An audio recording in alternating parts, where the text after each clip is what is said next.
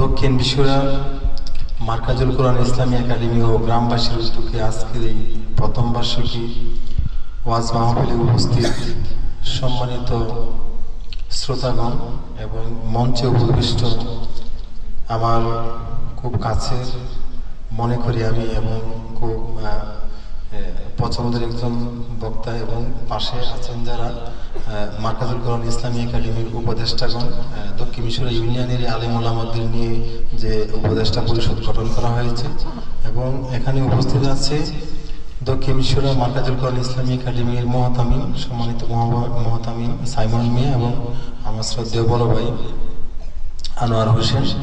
তো আপনারা জানেন হয়তো 2021 সালের আগস্টের 9 তারিখে এই মাদ্রাসাটি শুরু করা হয়েছিল করোনার প্রায় শেষ প্রান্তের দিকে।